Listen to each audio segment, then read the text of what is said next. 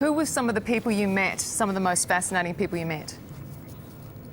I met a lot of fascinating people. That's probably the richest part of the journey. There's a Kazakh saying that mountains never meet, but people do. That, you know, it's one thing to be out in these raw, beautiful, harsh environments, but it's another to come off the steppe, often 5 or 6 days, alone with 3 horses, my dog, and arrive in a yurt tent and just be embraced by a sense of hospitality.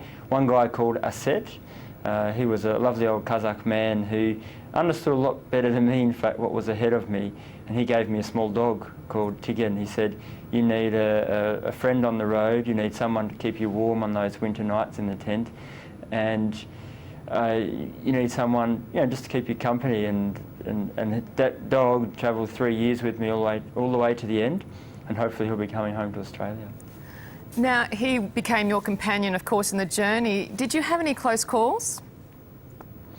Yeah, it's, I mean, first of all, it's a very tough environment. The Eurasian steppes a long way away from the ocean, so you get temperatures ranging from, you know, to as much as minus 50 degrees Celsius, and then in summer rising as high as plus 50. And in those conditions, it's real survival.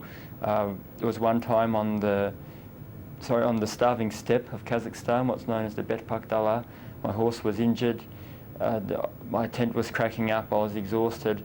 I eventually did find refuge in a place called Akbakai, where I was eventually taken by a couple of alcoholics in this tiny gold mining village, quite an apocalyptic looking place in the middle of nowhere, and they cooked up some street pigeons for Christmas Day. I'd arrived in the village in minus 30 degrees on Christmas Eve.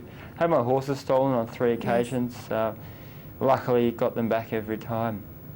And you also came across some creatures like wolves in the middle of the night. Now, that would have been really, really challenging. What did you do to scare them off? Well, I didn't take the warnings too seriously to start with. The nomads always told me that I was crazy not to carry a gun, because they'd take my horses, and one night, sure enough, they did surround me and the horses. Not so much frightening for me as for the animals, who were, you know, shaking and just ready to bolt, and I was scared about being abandoned alone. But I lit a fire, would keep them away during the night, and luckily I had just enough wood to burn until dawn. And I followed a vet's advice. I had a fantastic equine vet from Margaret River in Western Australia, always helping me through my satellite phone with advice, and she suggested to urinate where the horses were as a way to scare away the wolves as well. Right. It must have been an amazing journey, and doing it justice in a few minutes is going to be difficult. But can you describe what was the moment in time that you thought, maybe I can't go on? 2 moments. One, definitely in that starving steppe environment, where I'd travelled about a third of the journey and I was stuck in this village. There were snowstorms coming. One of the horses had an abscess. My dog was stolen. He disappeared for 7 days. He was stolen by people who were so hungry, because they were out of work mine workers that were catching dogs and eating them. I guess I lost track of the nomad spirit in that place, and I didn't know if I had the strength to go on. But the nomads taught me that never to rush. They'd always have patience, and if you ever have to rush in life, you have to rush slowly.